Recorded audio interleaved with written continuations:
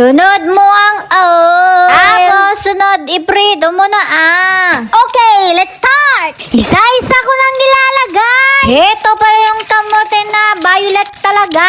Yung violet sa labas, violet din sa loob. Pero hindi naman siya masarap. Mas masarap yung isa. Trinay ko tong violet, baka kasi masarap Pero nung tinikman ko, ang imas di may isa. Ayan! Tapos na! Sunod ko na yung asukal sa creamer. Nilagyan ko ng tubig. Sunod yung asukal sa creamer. Sako kiwar-kiwar. Hanggang sa malapot na uli. Nag-crave na naman ako ng kamote. Tapuro kamote ti magit-kitak ti posyo. Diag kamote na Ayan, tuloy-tuloy lang ang kiwar-kiwar. Hanggang sa lumapot nga. Apay ka nagbayag matod. Ala ka urayam Malapit na yan. Gutom na gutom ako. Kasi napagod na naman ako sa pagsasayaw. Ayan, nilagay ko na pala yung mga napritong kamote. Hanggang sa mag-dry yan kiwar-kiwar ko.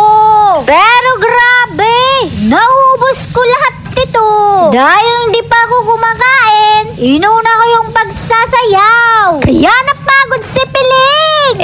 Wala akong maisip na kainin. Ayokong mag-rice.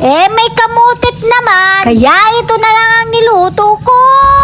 Ayan, nagdadry na siya. Malapit nang maluto.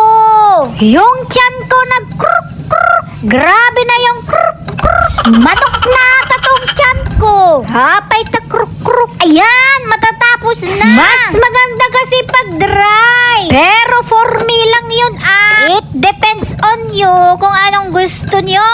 Basta ako, dry lang. Ayan, tapos na. Tapos na ba yan? Tapusin mo na Gutom na ako.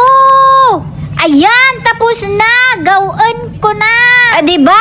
Solve na naman yung tiyan kong kruk-kruk. Sobra akong nagutom dito. Madami din akong nailabas kasi na pawi. Yung energy ko, wala na. Nanghihina na naman ako kanina. Pero tubig ako ng tubig. Ayan, tapos na. Makakain na din si Piling. Tara na't kumain. Busog na naman ako. Now